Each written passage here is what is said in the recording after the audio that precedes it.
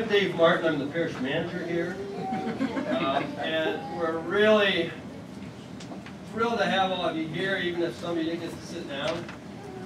I guess that's a sign that we're going to, next time when it's St. Wenceslas' turn, we're going to have to show off the other new hall we have across the parking lot. With that, I'm going to let Joshua take over.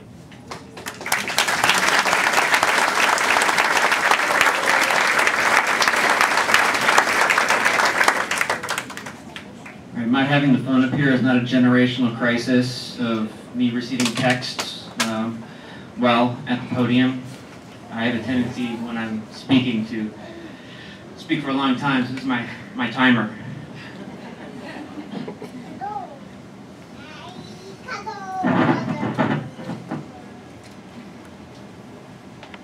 At the beginning of June 1998, I walked across a podium, receiving my diploma from Washington High School, where I graduated valedictorian. I was voted most likely to succeed, class kiss-up, and a host of other things for people that are off to go do important things. And at the end of that same month, June 1998, I found myself at West Point, at the United States Military Academy. About 3.5 months later, I was back in Iowa. And since then, I've had ample opportunity to see how much my path in the military has coincided with my path in faith. And it's not really until recently that I've had the opportunity to, over the last few months, had the opportunity to really reflect on my journey. You'll have to give me a little bit of leeway. It's a minor miracle that I'm here at all, as was said a moment ago. There are a lot of battles with cancer, and I've been able to experience the side effects of medication. One of the last few weeks, it kind of slowed me down a bit. And now, since you know the end of the story, I'll tell you how we got there.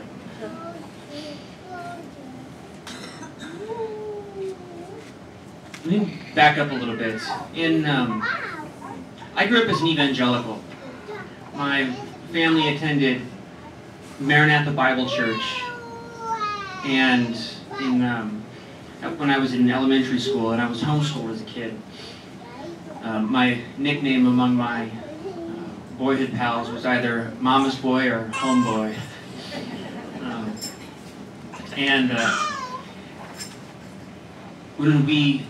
When I got into high school, we started going to River of Life, a charismatic church out on Blair's Ferry Road.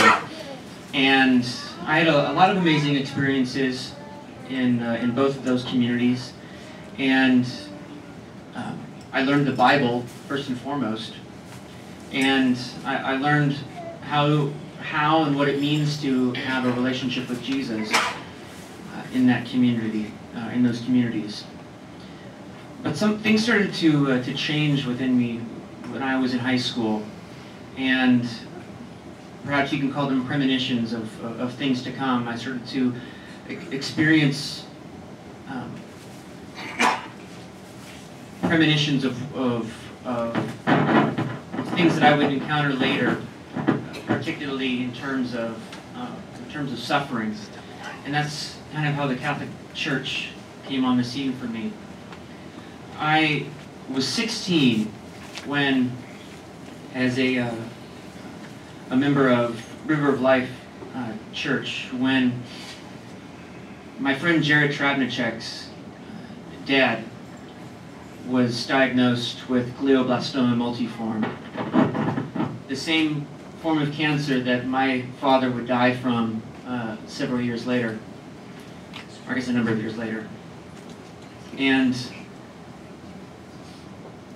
there came a point in high school where the way that I explained it to was that in my experience of worship in particular, I felt like I was getting...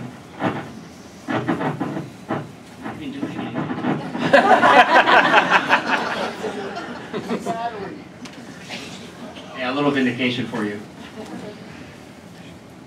Where the way that I often explain it to people is that I felt like I was getting assaulted with happiness. That I felt like when I was at worship, I always had to be happy or in a state of victory. I had to be conquering something. I was never allowed to be sorrowful while at church, because the Holy Spirit, if I had enough faith, could overcome and conquer any setbacks put in my way. And when Mr. Travnicek, Dr. Travnicek, Rick, became ill, the church began praying for him, and not necessarily simply asking that a miracle would possibly take place, but claiming it, but claiming that Rick would be healed, claiming Rick's healing. And for whatever reason, I came to church every Sunday and was very angry. I was angry at our minister. I was angry at our church community. Dr. Travnicek had performed emergency surgery for me once after a soccer game when I'd taken an elbow to the mouth and my two front teeth got jacked parallel to the roof of my mouth, and my dad had to drive me 80 miles an hour back from the soccer fields in Muscatine so that Dr. Travnicek could take care of my teeth for me.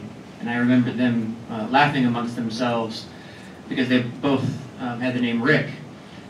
What seems to be the problem, Rick? Well, I don't know, Rick.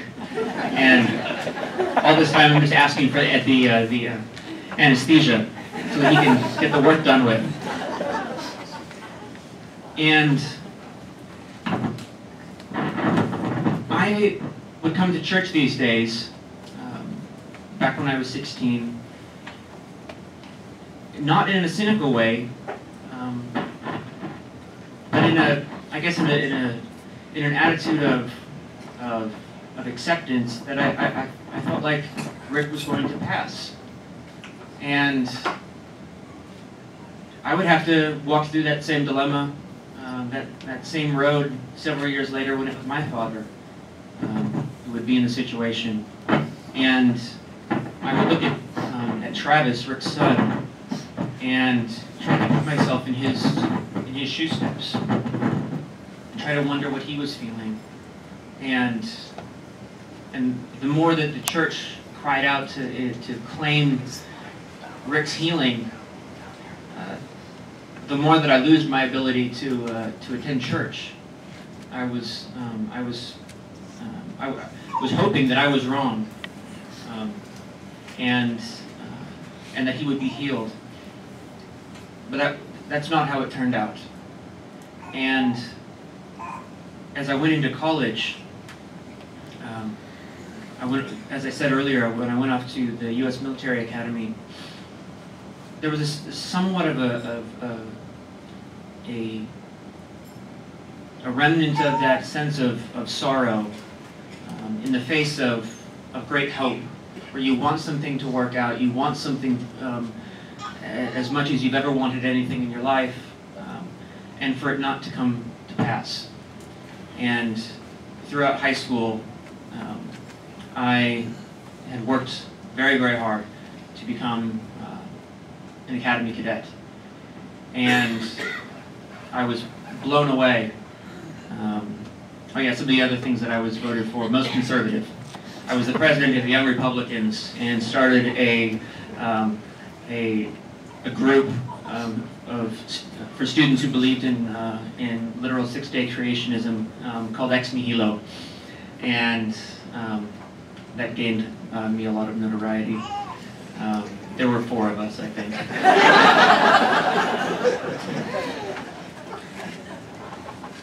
But when I arrived at the academy, I thought, this is definitely a place where I'm going to fit in. An overachiever in athletics, an overachiever in academics, an overachiever in everything that I've done. I've never really failed at anything. A But when I got there, things just started to feel out of place, and I didn't have a name for it. I was, only 18 at the time. What had I really gone through in life? And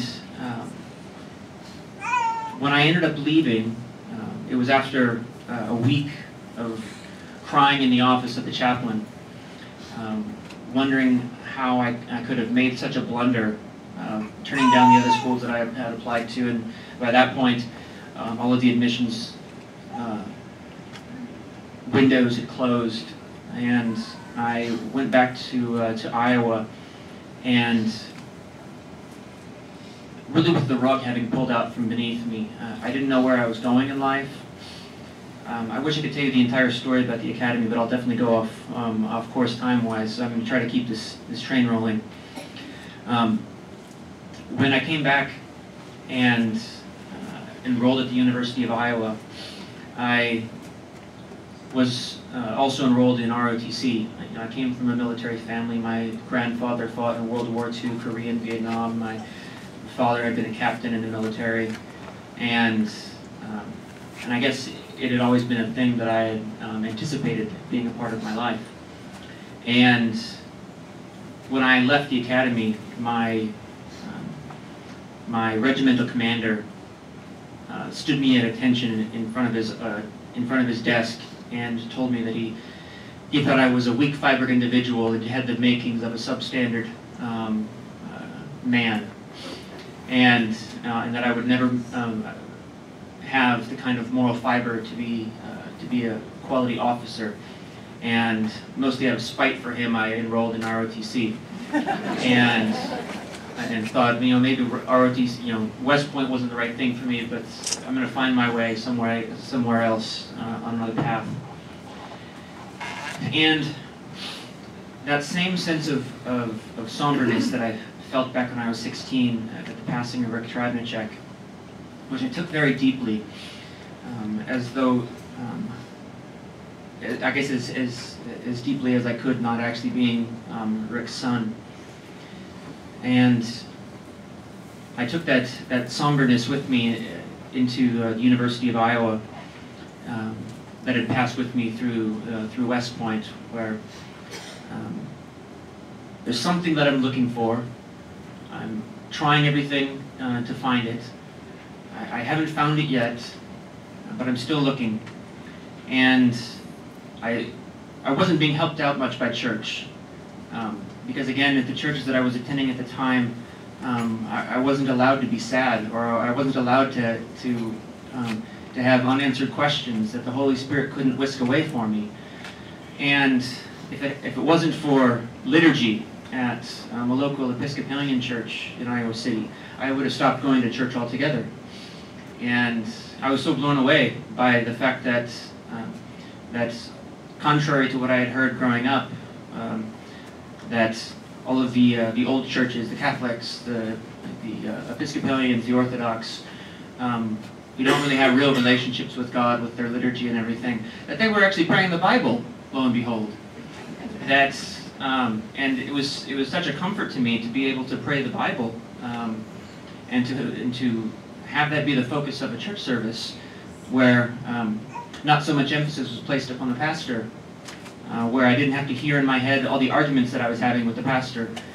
It made church less about me and more about God, and more about hearing directly from God through the Word. And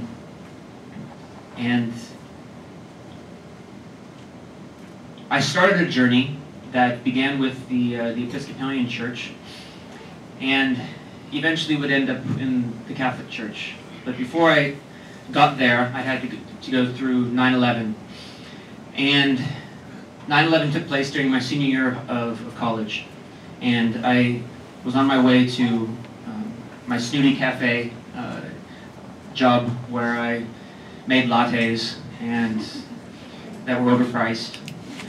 And I open up my phone, and I've got a bunch of calls from a bunch of numbers that I no longer recognized, and it was friends from high school wondering if I was getting sent overseas.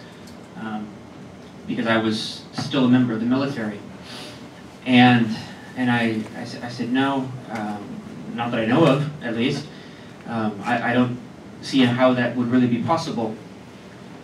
But I forgot to tell you what part of the story was, which was that when I was 17, in order to finalize my appropriateness to get into West Point, I enlisted in the reserves. And I went to basic training the summer before my senior year of high school. And the summer that I would have gone to do my specialty training, I went to the academy instead. But because I'd signed up at the age of 17, I had a contract. And by the time 9/11 came around, even though I was no longer drilling with an active unit, our OTC didn't count as a sort of unit that could send you abroad. It brought to mind that I had dedicated myself to service, and what did I think about that? And I didn't have any other answers for what I thought I was going to do with my life. I was still very much in the throes of trying to find what it was I was supposed to do with my life after having left the academy. And I remember at the time being very angry at President Bush for not having gone to Vietnam when he was in the service, and he was in the reserves, and it was a very similar situation that I was in at the time, where if I had wanted to, I probably could have gone through and not served, and no one would have known about it, and I would have remained as a name on a computer screen on someone's computer in St. Louis, and I didn't want to be that kind of a person. Is what I told myself. I wanted to be a person who, when he said he would do something, he would do it. And that even though he perhaps could find a way out, I wanted to make sure that I was where the people that I'd signed up with were, and most of those people were on their way to Afghanistan. And so I went down to the recruiting station, and I re-enlisted for full active duty. And I'm going to conquer you.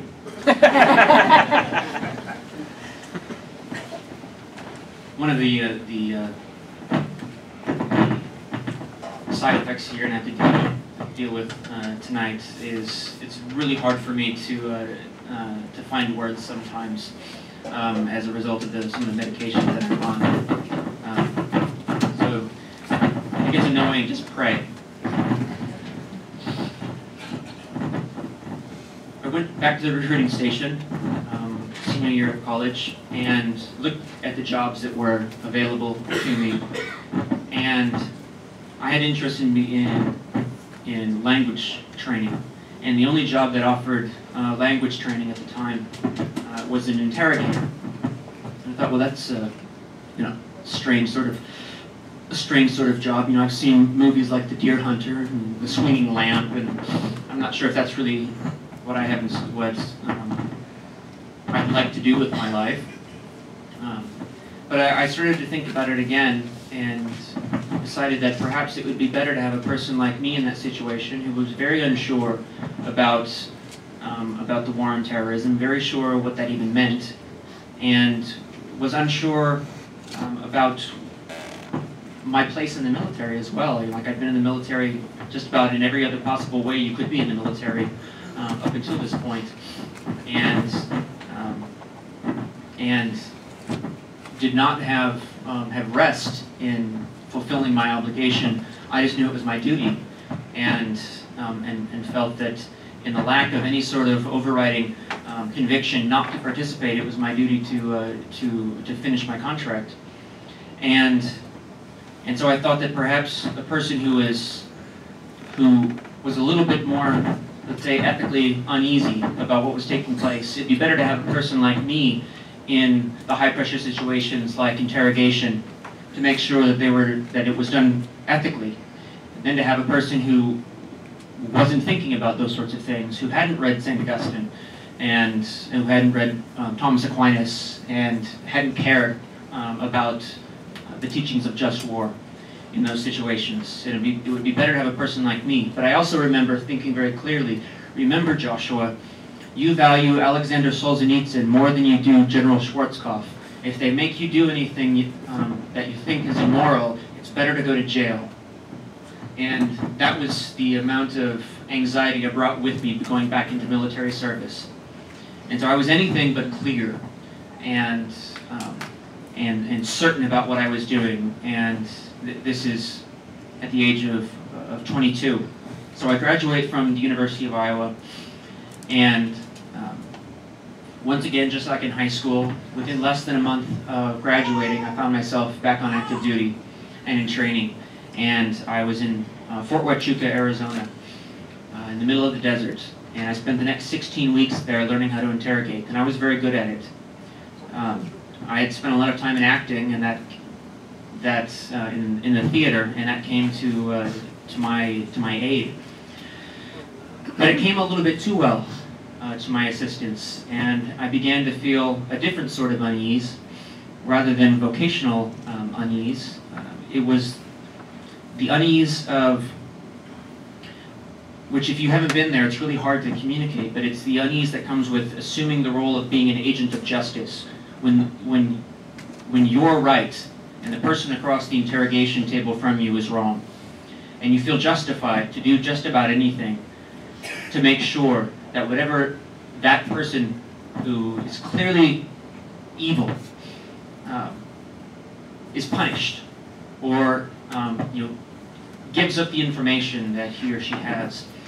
And for a kid who grew up in the evangelical world, I grew up in Bible quizzing, and I was good at that too. And at one point, I memorized it was either the entire book of Matthew. No, it was only chapter 2. It was the only chapter. It was just chapter 2.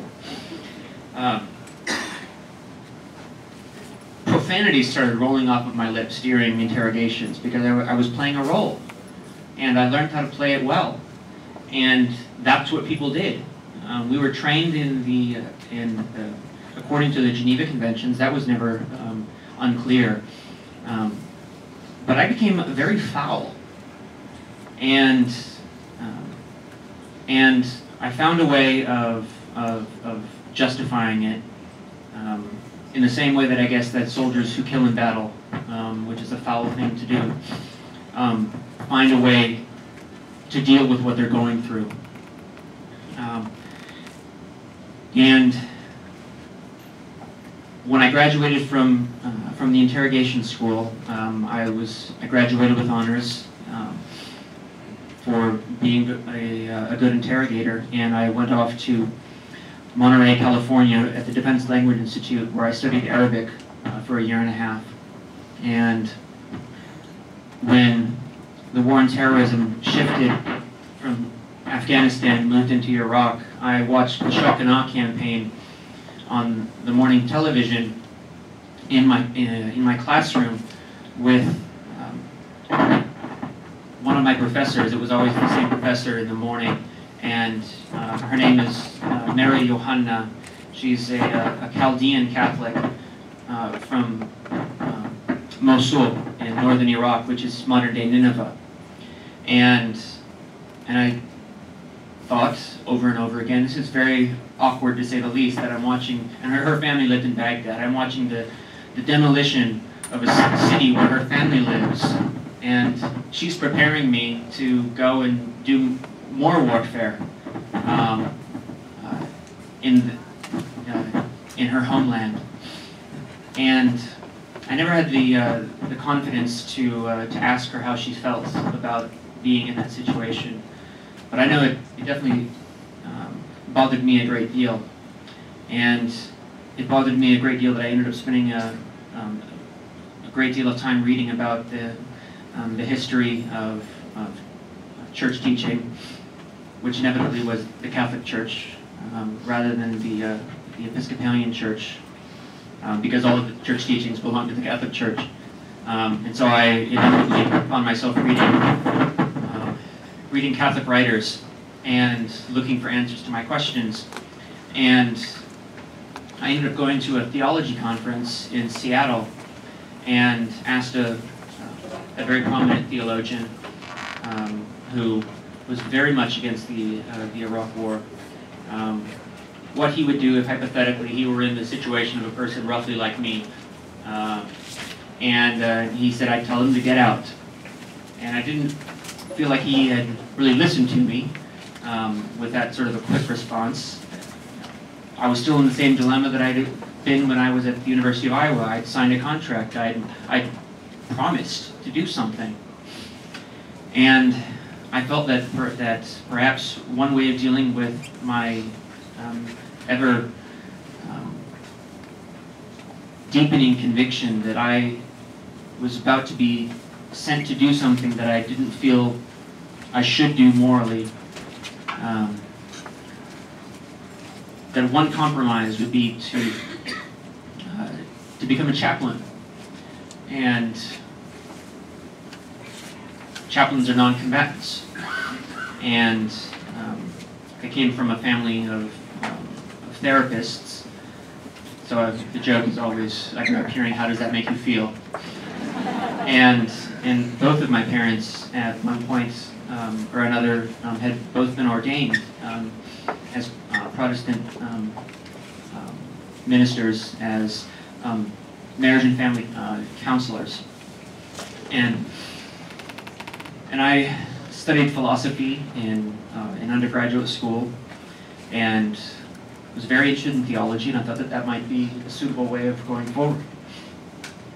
And I became confirmed with a high Anglo-Catholic church, a splitter group that had broken away from the Episcopal Church USA, and who did Mass very much like St. Wenceslas here, where the priest still faced ad orientem, and even though we were Anglicans, some of our liturgy was in Latin as well. And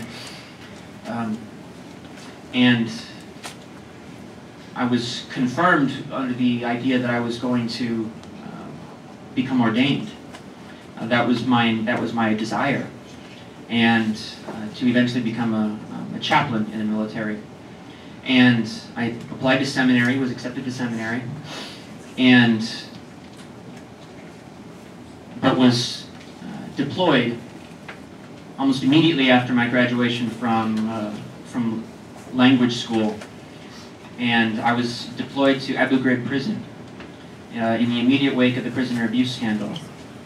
And so if I'd ever thought at one point that it would be better to have a person like me in tough situations like this, I now had my opportunity to see what sort of a difference I could make. And we were the cleanup crew sent to make sure that the things that happened at the prison that all of us have become aware of didn't happen again. And I was deployed about 2 weeks after Abu Ghraib had been bombed.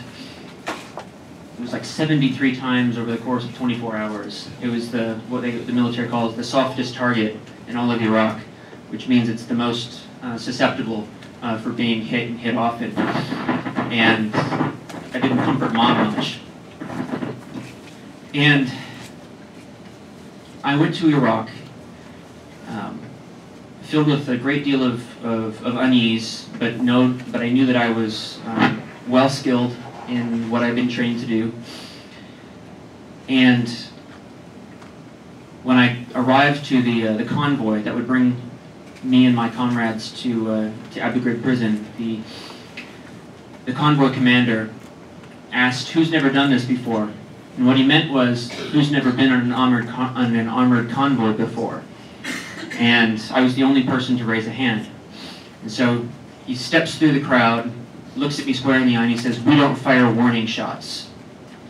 When you remove your safety lever from safe to semi, you shoot to kill." And for about a month, I didn't think anything. the military does a very good job in training you and in bringing people that would never dream of being in situations like combat, getting them to the point they can be, and that they can be very efficient in doing so. And for the next 20 minutes of my first armored convoy ride, I wasn't thinking about democracy or freedom or any of the things that we tie to military service. I was looking at who was on the side of the road, and by the time that I'd finished the convoy ride, I had an indentation in my thumb, which was placed on the selector lever that would potentially move it from safe to semi. And I remember thinking how thankful I was that I had never had to move that selector lever. And every time that I went on an armored convoy, the very first thing I did before I thanked God for my own safety, I thanked God for not having put me in a situation or allowed a situation to occur where I would have to move that selector lever from safe to semi. I was far more afraid of being one who kills than of being killed myself. Far more anxious about that possibility. And so during the first month of combat naivety, which is what every single person who's ever been deployed must go through, before you learn how things operate in combat. For that first month, I tried to find things that could help me to be able to think and to feel again, because the hardest thing is to be able to feel. You might get your brain to be able to work through tactical and strategic sorts of things, but whether or not you can feel what you're doing with any sense of moral or emotional urgency, that's a far different task. I kept the daily officers without exception, and every time that my interrogation shift ended, I would go directly to the chapel, and if the chaplain couldn't make it for Sunday services because of road conditions or perceived threats, I would pray the Mass in his absence, just so that I could hear the liturgy spoken. And I spent a lot of time reading John Paul II as well. And all this at the same time, I was conducting 2 interrogations a day, 6 days a week. And once a month, General Miller would come to our compound, and he would give intelligence briefings about what was taking place within our sphere of influence. And we would talk very casually about tactical exploitation, because the textbook definition of interrogation is to exploit the greatest amount of intelligence in the least amount of time. And that word exploit we would use without thought. And while I was reading John Paul,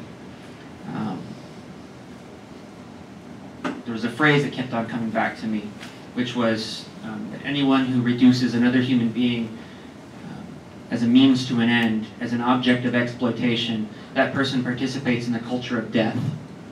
And that's what I brought with me to the interrogation booth every day, and what I brought with me into confession every week was, am I a participant in the culture of death? In the way that I am relating to this human who is across the table from me. And eventually I would have an interrogation with a 22-year-old jihadi, who was a self-proclaimed jihadist.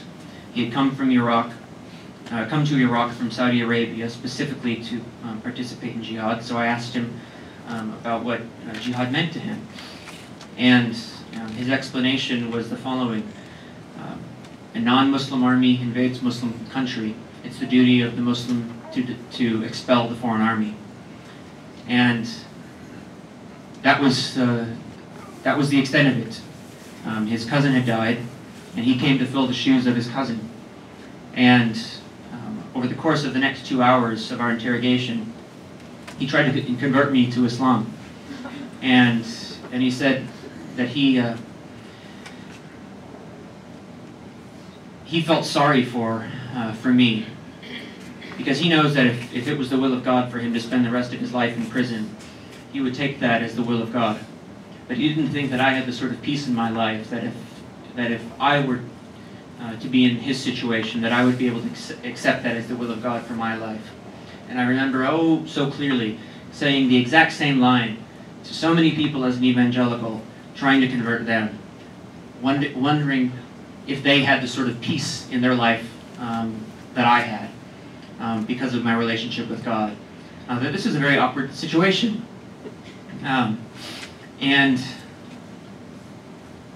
at some point, he said as much. He said, you know, you're a very strange man. You say you're a Christian, but you don't do as the one you call Christ, to turn the other cheek and to pray for those who persecute you. And I said, well, if you admire the teachings of Christ, why don't you do the same? And he said, Jesus was a holy man and a holy prophet. And Jesus taught forgiveness. But that's not the full revelation. The full revelation came with Muhammad. And I believe he actually used the word retribution. That's how it was translated to me. That with the full revelation that came with Muhammad, retribution was a possibility, and perhaps even a duty. And I knew at that point I couldn't get into a theological debate with him over who had the more right theology, because I wasn't doing as the one I called Christ. I had come to the interrogation room day after day after day, just filled with anxiety over whether I was participating in the culture of death that John Paul II described, or whether I was paying more attention to the city of man rather than the city of God. And all I wanted to do was to have a conversation with him man to man, and to have a conversation about how our previous teachings were working for us. Because the way things were going, it got us into a situation where we both thought one another legitimate in killing the other. And I know that when St. Peter says, be prepared to proclaim the hope that is within you at all times, I'm fairly certain he didn't include that in his picture. At least for those who felt it as acutely as I did. And I stopped the interrogation, and I went to my supervisor, and I said, I can't go in that room anymore. If I go back in there, I'm going to see a 22-year-old kid who's looking for answers, and I'm a 24-year-old kid who's looking for answers. And if I go back in that room, all I'm going to do is want to talk to him about the cycle of vengeance and God, and see if we could find a way 10 years, 20 years from now, when he's not in prison and I'm not in the military, to be able to find each other someday and to sit down and have a conversation. I still pray for that possibility. And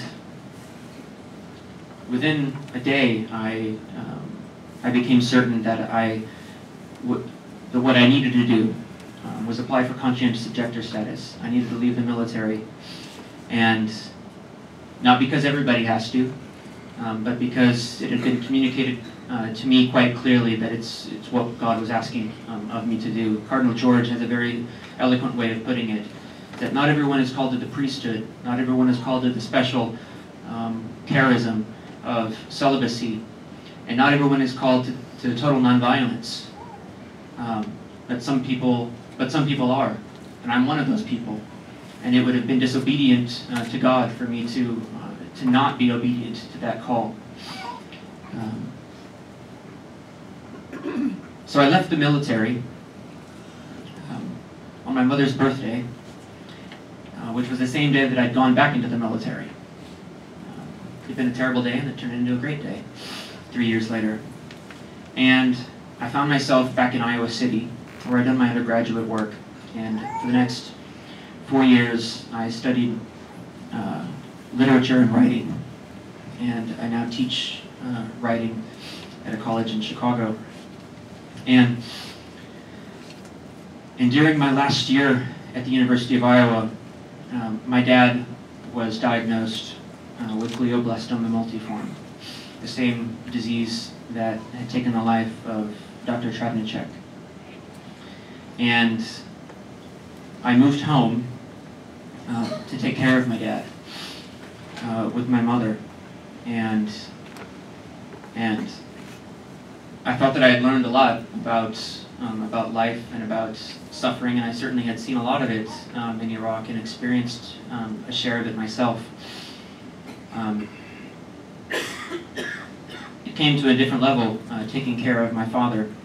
His cancer took all of his executive capacities and his ability to speak, or not his speech capacity, but his ability to create sentences, his ability to use language. And that same year, just about a month or so before the first seizure that led us to that diagnosis, I had handed in a paper to a professor about, I was writing a paper about the philosopher Martin Heidegger and his notion of pain and the possibility of non-linguistic experience. So I'd spent the previous 7 months investigating from an academic standpoint what it would be like to not have language and how it would be to experience the world without language. And then God gave me the lab course for the next year with my father. And what I most experienced, other than a great deal of grief, lack of sleep, a repeat of PTSD for certain. Every time that you'd hear a creaky door or an awkward sound, Mom and I both would both tense up in the same way that for me at Abu Ghraib would be whether or not there had been a shot fired or a mortar attack. This time it was whether my father had a seizure and was falling on the floor. And for that year, because I was the only person sizable enough to be able to take care of my dad physically, I spent most of the entire year with him. Showered his bathroom. Toward the end, I slept next to him to make sure that he was okay physically if he did have a seizure while sleeping. And the gift that I received during that year was being taught by a very holy man how to die. And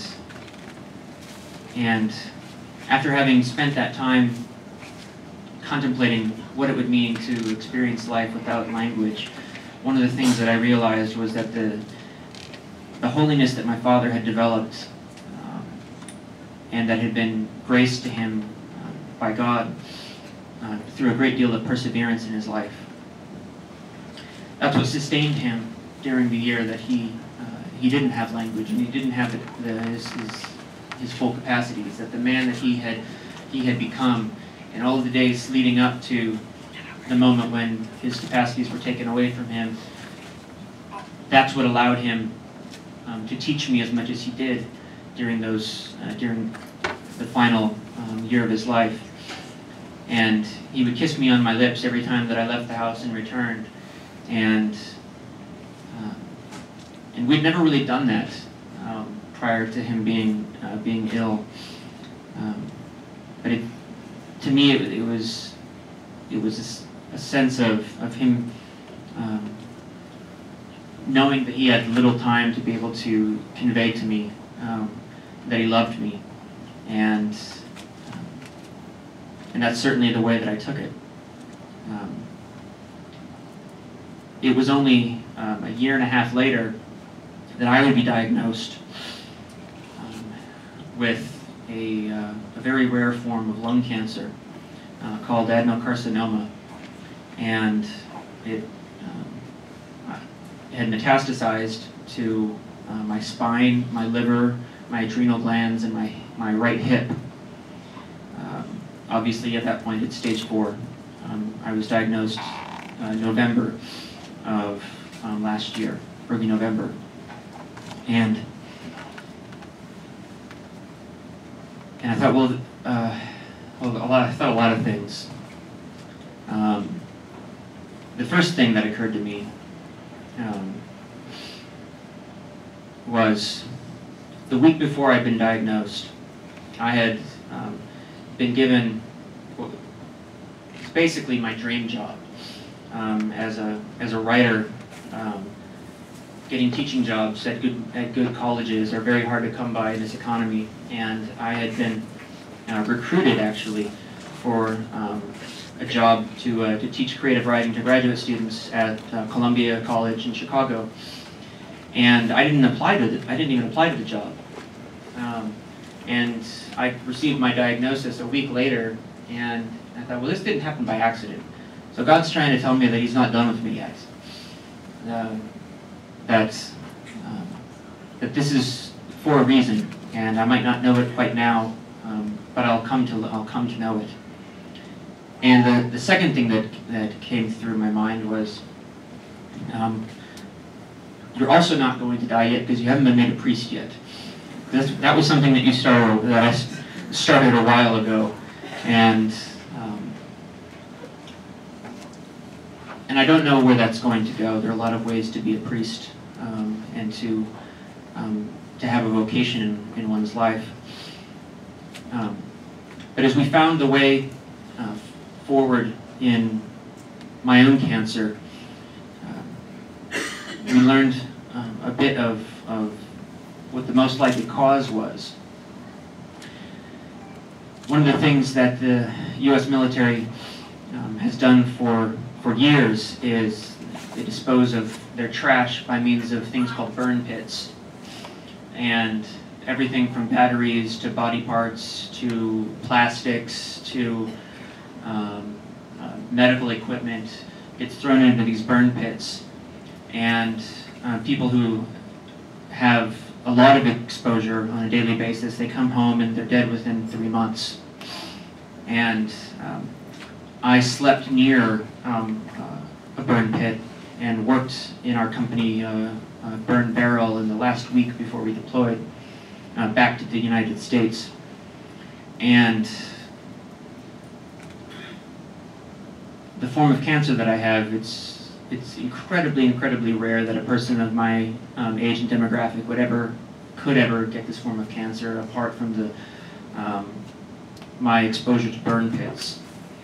And the first thing that occurred to me, similarly to the diagnosis, was a certain sense of relief, and a certain amount of honor that my dad never had the opportunity to express to anybody what his year of having cancer was like.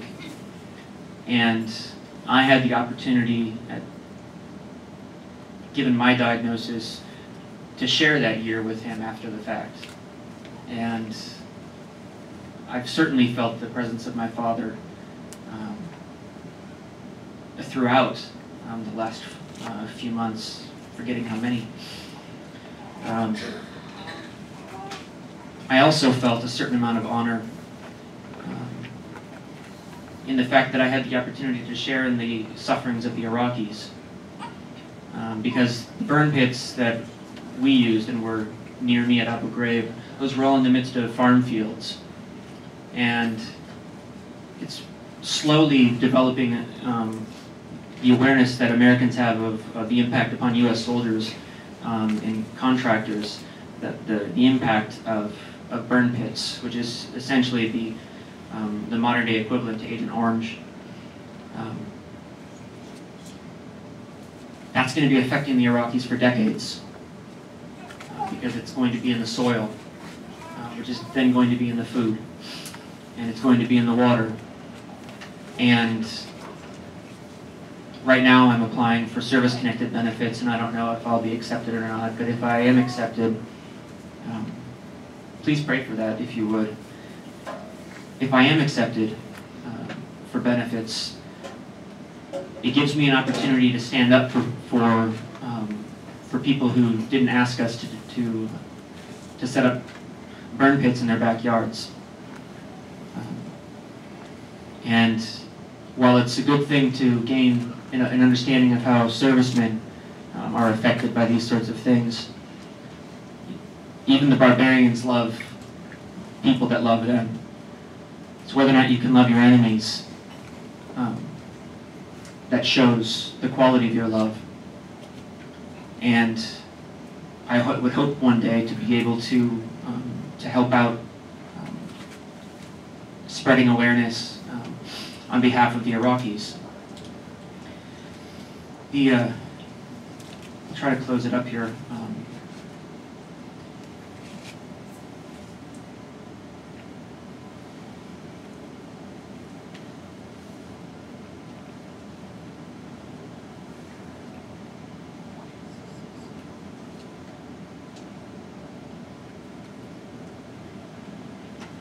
The parallel that was made between the flood and struggling through cancer, there's an interesting parallel that I'd like to elaborate on a little bit, and it has to do with the number of people that came to the assistance of St. Wenceslas that allowed her to be reborn. When the water subsided, people got to work, and it's very easy in dire situations to get lost in the gloom, or to imagine a brass ring sort of solution that you pin your hopes on, and it's very easy to go to one or the other extreme. But in those situations, in the case of St. Wenceslas first, it took the initiative of individuals to bring St. Wenceslas back to life. And a very similar thing has happened in my life, and it's witnessing the amount of love that came to my aid after my diagnosis. When I came back from Iraq, I was very, very, very angry, and became very cynical about most things in life. And saw a lot of my friends who worked in peace and justice initiatives also get very, very cynical as time went along. And injustice calls for a certain righteous anger. In the face of injustice, we should be angry. But when that anger transforms into cynicism, it becomes a cancer to one's heart. And in my case, it's been cancer that's helped heal the other cancer. It's the physical cancer that's helped to heal the emotional and the spiritual cancer that I suffered in the wake of my experiences in Iraq. A bunch of things that I could tell you, but I don't want this to be a tell-all of the grim details. But when I saw, this was also during my father's cancer. During that year, I saw countless people that if we were to sit down and have a conversation, we could probably start an argument pretty soon, as soon as it arrived to politics. And I probably would have been very eager to get into the argument. But during that year, we needed people to stay afloat. And what I got to experience during that year was quiches, spaghetti dinners, drives when the kids, my sister's kids needed to get places, support to help with medication and other sorts of practical necessities. And I got to witness that as an observer, and it was moving. But when I became the person who was the object of that affection, it went to a different level. You know, I write to people and I say, you know, to you, I'm simply one person that you send a check to, or that you help with rides, or getting me the vegetables that I juice every day to help keep me healthy. But for me, I'm at the center of that storm. And for the first 3 weeks, about when I came home from the VA hospital in Chicago, Mom and I would have to debrief the day. I would just be in my bed sighing at night, trying to comprehend how many people came to our aid, and how much people genuinely desire to sacrifice on the behalf of other people, and how good people are when asked to be good. And in the same way that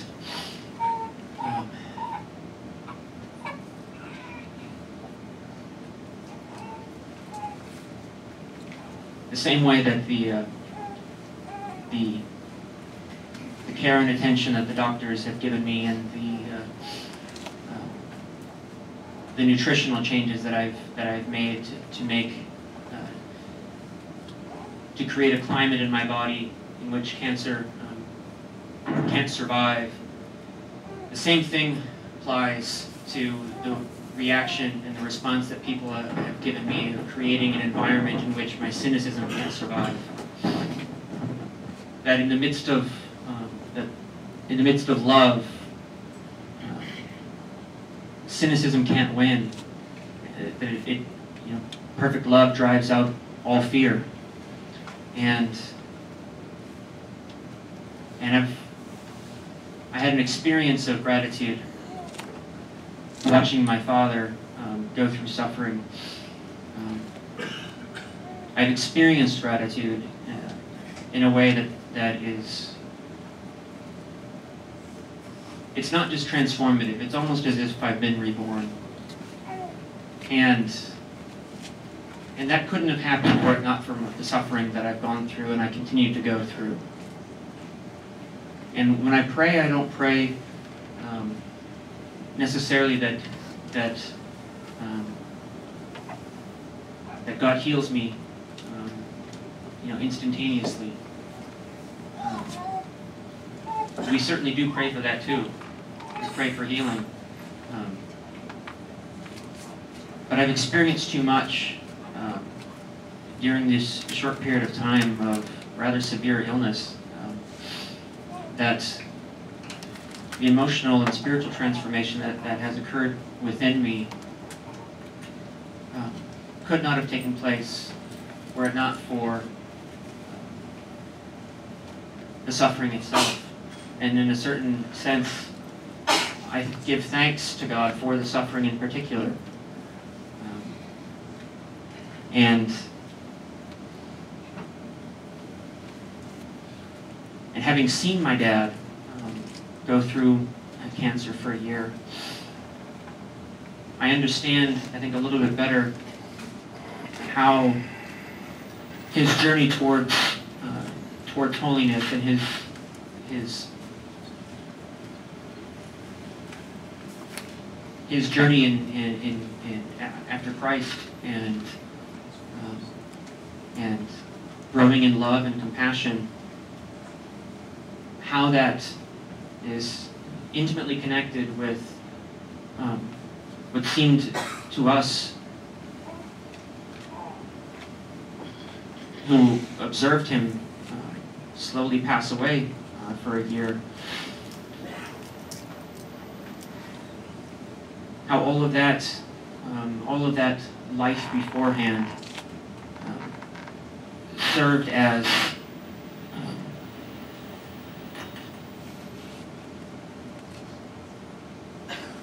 the nourishment to sustain him when his body failed. And my dad was never able to, he had a short time to live after he was first diagnosed, and whether he ever fully understood his diagnosis is not sure.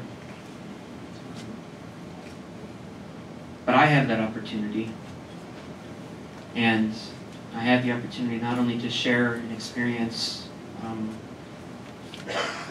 with my father, which is something that in the depth of the shared experience, not many people have the opportunity to experience. It's not the way you typically hear about cancer as an opportunity. But in the midst of people who believe that the most central action of all human history is a moment of torture, it's totally not me. The crucifixions, this is Satan trying to interrupt. If the most pivotal point in history is a willing decision to experience suffering on behalf of others,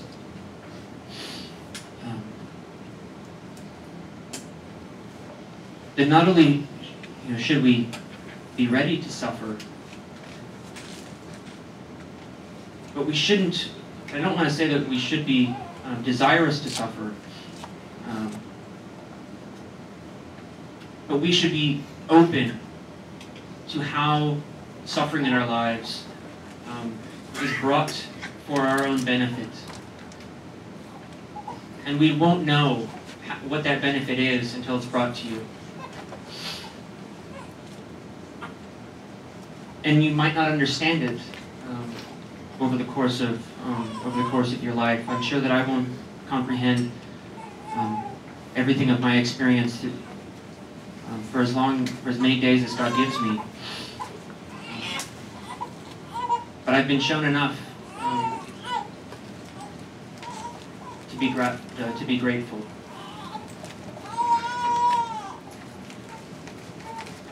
And I'm grateful to you all for having me here tonight.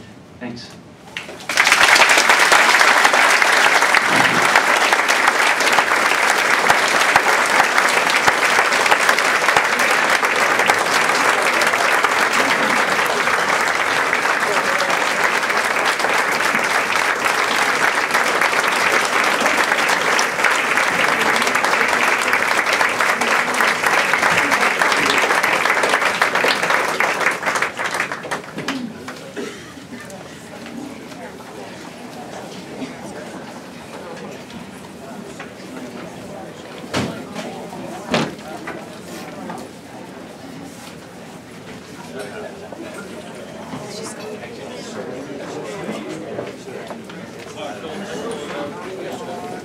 Tonight, I think you'd agree that Joshua's journey is pretty unique and impressive and inspiring, and a lot of, I know my